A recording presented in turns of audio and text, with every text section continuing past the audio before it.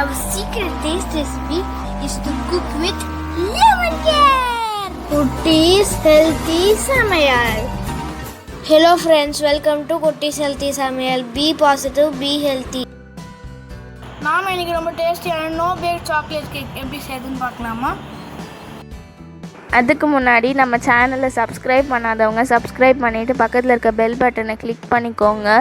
All ஆப்ஷனை click பண்ணுங்கள். அப்போ தான் நாங்கள் போடுற எல்லா வீடியோஸோட நோட்டிஃபிகேஷன்ஸ் உங்களுக்கு வரும். இது வரைக்கும் சப்ஸ்கிரைப் பண்ண எல்லாருக்கும் தேங்க்யூ ஸோ மச்.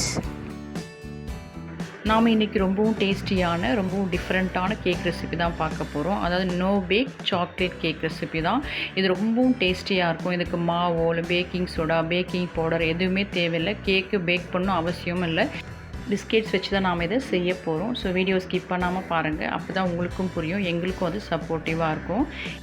இந்த கேக் செய்கிறதுக்காக நாம் டைஜஸ்டிவ் பிஸ்கெட் தான் எடுக்கிறோம். அதான் நியூட்ரி சாய்ஸ். இதில் இது பார்த்திங்கன்னா 200 கிராம். அடுத்ததாக சின்ன சின்ன பாக்கெட் 50 கிராம் 50 கிராம் சொல்லிட்டு 2 பாக்கெட் எடுத்திருக்கேன். டோட்டலாக பார்த்திங்கன்னா அதுக்கு 300 கிராம் பிஸ்கெட்ஸ் தேவைப்பட்டது. இது வந்து 4 பேர் நல்ல ஒரு பெரிய பெரிய பீசஸ் சாப்பிட்ற அளவுக்கு நமக்கு சைஸ் கிடைக்கும். ஃபர்ஸ்ட் நம்ம 200 கிராம் பாக்கெட் ஓப்பன் பண்ணிக்கலாம். அதை பிரித்து ஒரு பவுலில் ஆட் பண்ணி நம்ம சின்ன சின்ன பீஸஸாக இது போல் உடச்சிக்கலாம். அதாவது ஒரு பிஸ்கெட்ஸு 6 பீசஸாக இல்லை 4 பீஸை நம்ம உடச்சி இது போல் ஆட் பண்ணிக்கலாம். மிக்சியில் அரைச்சோம்னா நமக்கு பவுடர் ஆகிடும், அது டேஸ்ட் இருக்காது.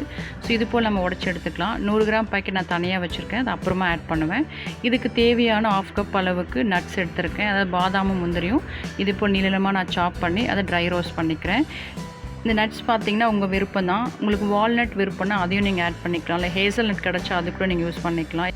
எங்கள் வீட்டில் பார்த்திங்கன்னா வால்நட் அந்தளவுக்கு சாப்பிட மாட்டாங்க பிள்ளைங்க, அதனால் நான் பாதாமும் முந்திரியும் எடுத்திருக்கேன்.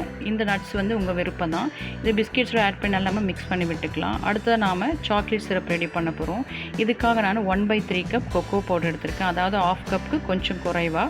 அது கூடவே 3/4 கப் அளவுக்கு சுகர் ஆட் பண்ணிக்கிறேன். இது ரெண்டுக்கும் நம்ம ஒரு விஸ்க் வச்சு நல்லா மிக்ஸ் பண்ணி விட்டுக்கலாம், ரெண்டும் நல்லா மிக்ஸ் ஆகும்படிக்கு. இப்போ இது மிக்ஸ் ஆகிடுச்சு. இதோட நான் ஒரு 3/4 கப் அளவுக்கு தண்ணி ஆட் பண்ணிக்கிறேன். நீங்கள் பால் கூட ஆட் பண்ணிக்கலாம். கலர் மட்டும் தான் நமக்கு வேரி ஆகும். தண்ணி ஆட் பண்ணால் உங்களுக்கு டார்க் கலராக கிடைக்கும் சிரப். பால் ஆட் பண்ணிங்கன்னா கொஞ்சம் லைட் கலராக இருக்கும், அந்த ப்ரௌன், அவ்வளோதான். மற்றபடி டேஸ்ட் எப்போவுமே உங்களுக்கு ரொம்ப சூப்பராக தான் இருக்கும். இது நல்லா மிக்ஸ் பண்ணி விட்ட பிறகு இதோட 3 டேபிள் ஸ்பூன் அளவுக்கு பட்டர் ஆட் பண்ணிக்கிறேன். ரூம் டெம்பரேச்சரில் இருக்க பட்டர் தான். இது நல்லா நம்ம மிக்ஸ் பண்ணி விட்டுக்கலாம். இது மிக்ஸ் பண்ணி விட்ட பிறகு நம்ம ஸ்டவ்வில் வச்சு நல்லா காய்ச்சிக்கலாம். அதாவது ஒரு 10 மினிட்ஸ் அளவுக்கு நீங்கள் மீடியம் ஃப்ளேமில் வச்சு பாயில் பண்ணிங்கன்னா நல்லா திக்கான ஃபார்மில் நமக்கு இந்த சிரப் கிடைக்கும். அப்போ நமக்கு கேக் நல்லா டேஸ்டியாக இருக்கும். அப்படியே தண்ணியாக ஆட் பண்ணாமல் நமக்கு டேஸ்ட் இருக்காது. ஸோ நமக்கு திக்காக கிடைக்கணும். அதை சுகர் பட்டர்லாம் நல்லா கரைஞ்சி அந்த சிரப்பும் நல்லா கொதித்து வரும்போது நமக்கு நல்லா திக்கான ஃபார்மில் கிடைக்கும். ஒரு 10 மினிட்ஸ் நீங்கள் கரெக்டாக மீடியம் ஃப்ளேம் வச்சு பாயில் பண்ணிங்கன்னா உங்களுக்கு அந்த திக் ஃபார்மில் கிடைக்கும். அவ்வளோதான், நம்மளோட சிரப் பாருங்கள் சூப்பர் ரெடி ஆகிடுச்சு. இப்போ நம்ம ஸ்டவ் ஆஃப் பண்ணி இதை ஆற வச்சுக்கலாம். இதை ஆறட்டும். இப்போ சிரப் நல்லா நமக்கு ஆறி வார்மாக இருக்குது. இந்த ஸ்டேஜில் நான் 1 ஸ்பூன் அளவுக்கு வெனிலா எசன்ஸ் ஆட் பண்ணிக்கிறேன். அப்போ நமக்கு ஃப்ளேவர் நல்லாயிருக்கும் கேக். இப்போ நல்லா மிக்ஸ் பண்ண பிறகு இதை நம்ம பிஸ்கெட்ஸோட ஆட் பண்ணிக்கலாம். இது ஆக்சுவலாக பார்த்திங்கன்னா நான் 300 கிராம் பிஸ்கெட்ஸ்க்காக தான் இந்த சிரப் ரெடி பண்ணது. ஆனால் நம்ம பவுலில் இருக்கிறது 200 கிராம் பிஸ்கெட் தான். ஸோ அதில் நம்ம ஃபுல்லாக ஆட் பண்ண பிறகு பாருங்கள் சிரப் அதிகமாக இருக்கும், பிஸ்கெட் கம்மியாக இருக்கும். ஸோ பிஸ்கெட் பார்த்திங்கன்னா கொஞ்சம் பிஸ்கெட்ஸில் கரைஞ்சி நல்லா க்ரீமியாக இருக்கும் இந்த கேக்கு.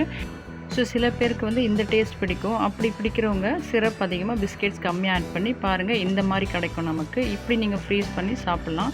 ஆனால் எங்களுக்கு வந்து பிஸ்கெட்ஸ் நிறைய ஆட் பண்ணோம். அதனால் நான் இப்போது இந்த 100 கிராம் பிஸ்கெட் இப்போது இந்த ஸ்டேஜில் நான் ஆட் பண்ணுறேன். அதே போல் நம்ம ஒரு பிஸ்கெட்ஸை ஒரு 6 பீஸாக கட் பண்ணி இதில் ஆட் பண்ணி நான் திரும்பவும் மிக்ஸ் பண்ணிக்கிறேன். அதாவது நாம் இதில் ரெடி பண்ணியிருக்க சாக்லேட் சிரப் பார்த்திங்கன்னா 300 கிராம் பிஸ்கெட்ஸ்க்கான சிரப் தான். ஸோ அப்போ பிஸ்கெட்ஸும் சிரப்பும் பார்த்தீங்கன்னா ஈக்குவலாக இருக்கும். ஸோ அப்போ நமக்கு கேக் நல்லா உள்ளே கிறிஸ்பியாக இருக்கும், மேலே வந்து அந்த க்ரீமியாக இருக்கும். ஸோ அந்த மாதிரி டேஸ்ட்டில் இருக்கும். அவ்வளோதான். இப்போ நல்லா நம்ம மிக்ஸ் பண்ணி ஒரு பேக்கிங் ட்ரேயில் ஆட் பண்ணிக்கலாம். அதை பேக் பண்ணுறதுக்குள்ள ஃப்ரீஸ் பண்ணுறதுக்காக. இப்போ இது மிக்ஸ் பண்ணும்போதே உங்களுக்கு தெரியும் அந்த சிரப்பும் பிஸ்கெட்ஸும் பாருங்கள் ஈக்குவலாக இருக்குது. அதில் மிக்ஸ் பண்ணும்போது நமக்கு டைட்டாக இருக்கும். இதெல்லாம் நம்ம மிக்ஸ் பண்ண பிறகு ஆல்ரெடி நான் ரெடி பண்ணி வச்சுருக்க ட்ரேயில் இதை ஆட் பண்ணிக்கிறேன். அதாவது நான் A4 ஷீட்டில் தான் நல்லா ஆயில் தடவி இதில் வச்சுருக்கேன். அப்போ தான் நமக்கு எடுக்கும்போது ஈஸியாக இருக்கும், அதுக்காக தான். இது நல்லா நம்ம லெவல் பண்ண பிறகு ஃப்ரீசரில் வச்சு 45 மினிட்ஸ் to 1 hour வரைக்கும் நம்ம ஃப்ரீஸ் பண்ணோம்னா அது கரெக்டாக நமக்கு செட் ஆகிடும். இப்போ நம்ம கேக் மேலே கார்னிஷிங்காக சாக்லேட் கணேஷை ரெடி பண்ணிக்கலாம். இதுக்காக நான் 80 கிராம்ஸ் அமுல் டார்க் சாக்லேட் தான் எடுத்திருக்கேன். நீங்கள் மில்க் சாக்லேட் கூட எடுத்துக்கலாம், அது உங்கள் விருப்பம் தான். அது கூட 1 ஸ்பூன் அளவுக்கு பட்டர் ஆட் பண்ணிட்டு 1/4 கப் அளவுக்கு பால் ஆட் பண்ணியிருக்கேன். இப்போ இதை நம்ம டபுள் பாயிலிங் மெத்தடில் நல்லா உருக்கி எடுத்துக்கலாம். இந்த பாலுக்கு பதிலாக நீங்கள் ஃப்ரெஷ் க்ரீம் இருந்தால் அது கூட ஆட் பண்ணிக்கலாம், உங்கள் விருப்பம்தான். நான் இன்றைக்கி மில்க் தான் ஆட் பண்ணுறேன். இது எல்லாருக்குமே அவைலபிள், அதனால தான் மில்க் ஆட் பண்ணுறேன்.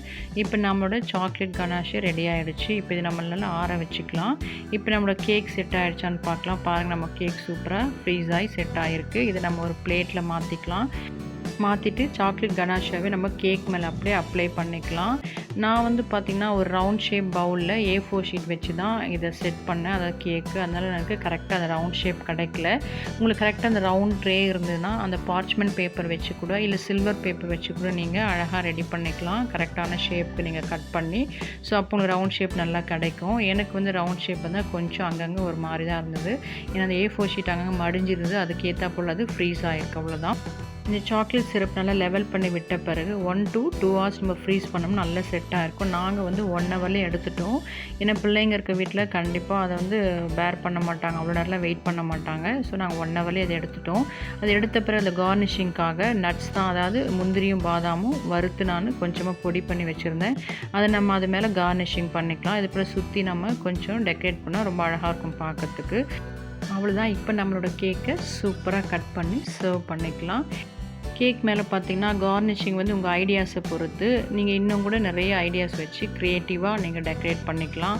அதாவது சாக்லேட் க்ரீம் வச்சோ இல்லை இது போல் நட்ஸோட க்ரீமை கலந்தோ எப்படினாலும் நீங்கள் டெக்கரேட் பண்ண உங்கள் விருப்பம் தான். ஆனால் சின்ன பிள்ளைங்க இருக்க வீட்டில் பார்த்திங்கன்னா அவங்கள அட்டகாசம்லாம் இதில் காண்பிச்சிருவாங்க. இப்போ எங்கள் கேக்கும் அப்படி தான் ஆகிடுச்சு. மேலே அதனால் ஷைனிங்கே இல்லாமல் ஸ்பூன்ஸை வச்சு தேய்ச்சி ஒரு வழி ஆகிடுச்சு கேக்கு. ஆனால் டேஸ்ட்டுக்கு வந்து ரொம்ப சூப்பராக இருந்து உள்ளே நல்லா கிறிஸ்பியாக அந்த பிஸ்கெட்ஸ், அது கூட வந்து அந்த சாக்லேட் சிரப்பும் மேலே நம்ம அந்த சாக்லேட்டை உருக்கி ஊற்றின அந்த கனாஷேவும் கூட சேர்த்துருக்க நட்ஸும் பார்த்திங்கன்னா அவ்வளோ டேஸ்டியாக இருந்தது. Super taste. ஸோ நாங்கள் எல்லாருமே இதை ரொம்ப லைக் பண்ணி சாப்பிட்டோம். அந்த அளவுக்கு ரொம்ப டேஸ்டியாக இருந்து. ஸோ நீங்களும் இது போல் செஞ்சு பாருங்கள். செஞ்சு பார்த்துட்டு உங்கள் எக்ஸ்பீரியன்ஸ், உங்கள் டேஸ்ட் எங்களுக்கு கமெண்ட் பண்ணுங்கள், லைக் பண்ணுங்கன்னு தொடர்ந்து சப்போர்ட் பண்ணுங்கள். தேங்க்யூ. அம்மி டேஸ்டி. நீங்களும் ட்ரை பண்ணுங்கள், என்ஜாய் பண்ணுங்கள், ஹெல்த்தியாக இருங்க.